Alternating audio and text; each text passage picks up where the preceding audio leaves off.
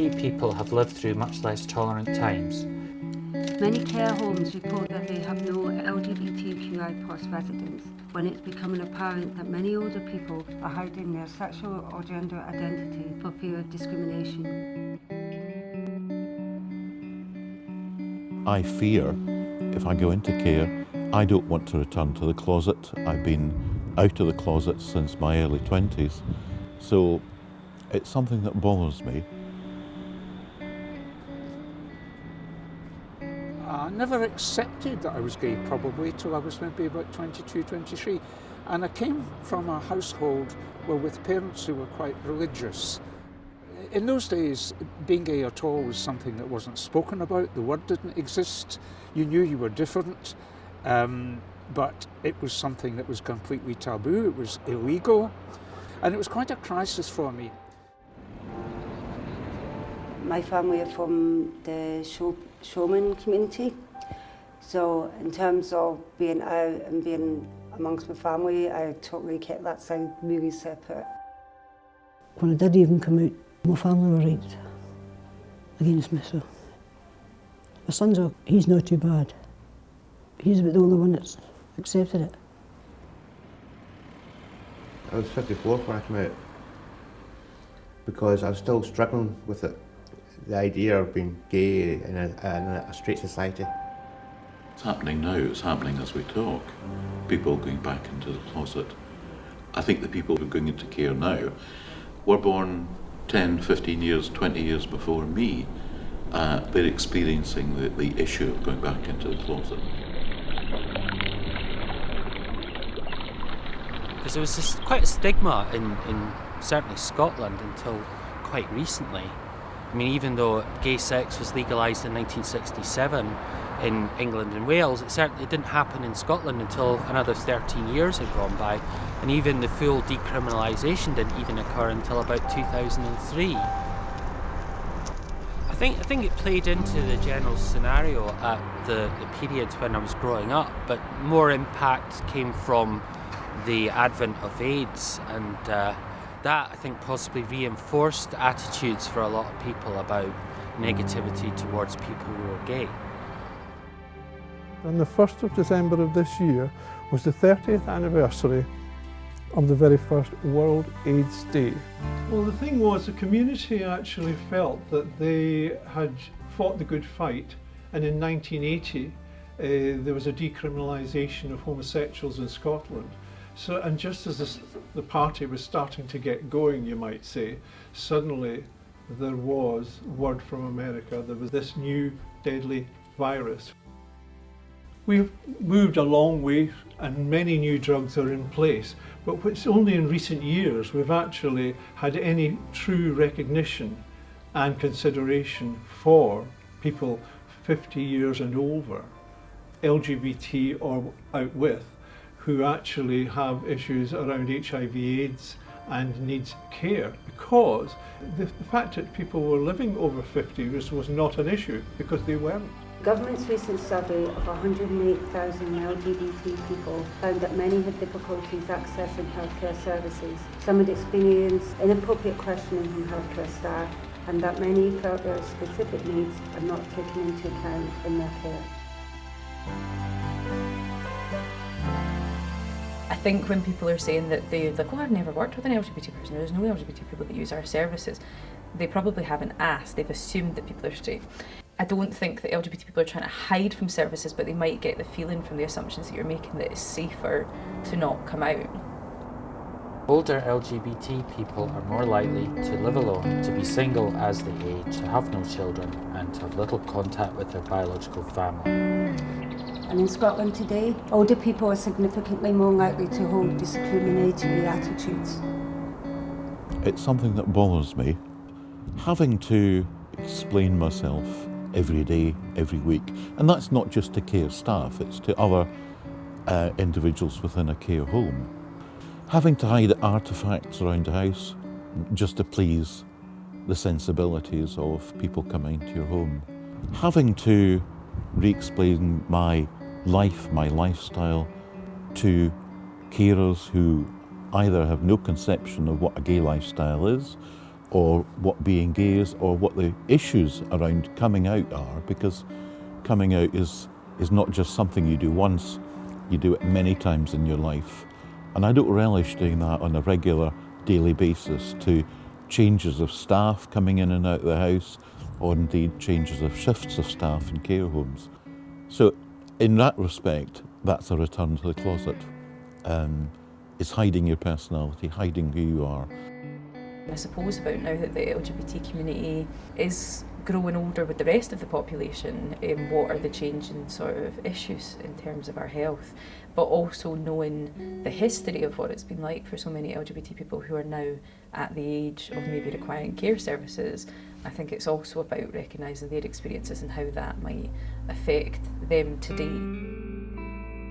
I've been in the care sector, community care, for about 35 years. I was not out to clients. There's one exception. There's one exception, and it's when a light bulb came on for me. It was a Friday night. One of my workers came to me and said, we've got an emergency into care situation. We had gone to the client's home to find that we had some very elderly individuals. The 89-year-old was in floods of tears. Their life together had come to an end, she was saying. And she said to me, I've never told anybody this before, but we're a couple. And that was a light bulb moment for me in terms of facing up to the fact that here was a couple who had spent such a long time, 50 odd years together, who were about to be and feared being placed separately in care. In this instance, with a little bit of extra work and patience, I managed to place both older women in care as a couple. I think the older generation's different. I think the younger ones would understand better. There's a worry. It's scary, because you don't know how you're going to be treated. So I was in prison. That's when I came out. That's when I started thinking, right, I've got to see what's on my mind and be myself. I was still hiding, sort of thing. So I never felt happy hiding in the closet. I feel like I'm myself now, being me. With my own health experiences and issues I've gone through in terms of multiple operations and hospital appointments, you know, your identity is totally stripped away the minute you walk through that door in terms of fighting for your rights and being visible. The whole concept of coming out again is very difficult. It's a continuous process. But taking that into a home of maybe 200, 300 individuals, that is not an easy thing to do. Now I find the ideas of care homes, for me, at my present stage in life, utterly abhorrent. I would go into one only as a last resort. And the reason is I feel it would take away my individuality. My gay identity is very important to me. I would feel institutionalised. I would have a dread of that. I wouldn't like it. It is essential that more focus is given to the LGBTI community, many of whom feel forced back into the closet when they enter the care environment. 1 in 5 LGBT people have personally experienced discrimination or less good treatment in Scotland's healthcare services. I'd be a bit concerned that people in the care system don't understand, or if they're trained up to that, or let's go through the whole care system, not just go into a home. That's my fear.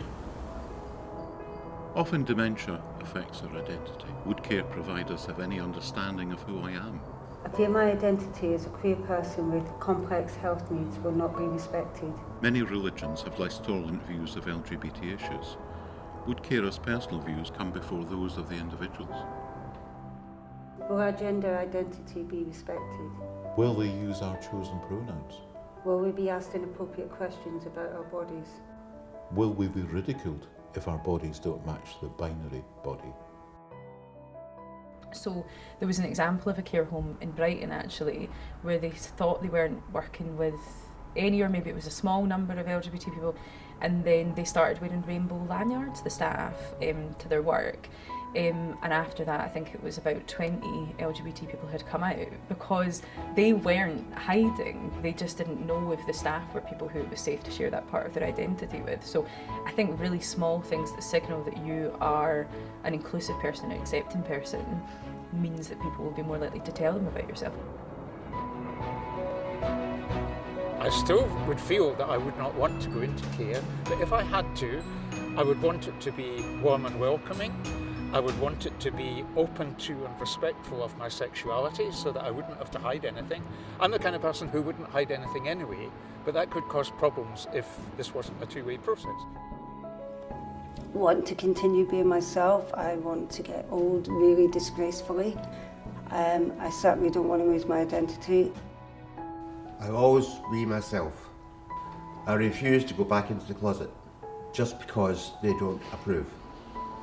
Do I want to do that again at the end of my life? I think not. It was a painful enough process at the time. In the country as a whole, and in Scotland even, things have improved. Attitudes die hard. I like to think they're changing, but if you ask me about the care sector, I'm not convinced that they are from what I've heard. So I think there's a huge educational task there before we get anywhere near what ideal care should be like. NHS Education for Scotland and social care education providers should make sure that education and training plans and strategies address LGBT health and LGBT equality and diversity. Sometimes people are maybe not as inclusive in their practice as they could be because they don't know something, not because they don't want to, be more inclusive. So the hope is that training should also include the experiences of the older LGBT community, and then once you know a bit more about it, you're probably be more confident to put that into practice at your work. We were born in the 50s, we lived through the 60s, we came out in the 70s, we fought in the 80s, and we have enjoyed our lives as gay individuals. We fought for what we have. We want to keep what we have. We are political animals. We enjoy the freedoms we've got, the freedom of expression, the freedom of loving individuals of the same sex. Transgender people are also finding their feet at the moment. We don't want to stuff that back in the closet. We don't want to go back to where we were. We're individuals. We're fighting for what we want. We're looking to the future. We're looking to be optimistic. We're looking to plan the next 20 to 30 years, and hopefully for the people coming behind us.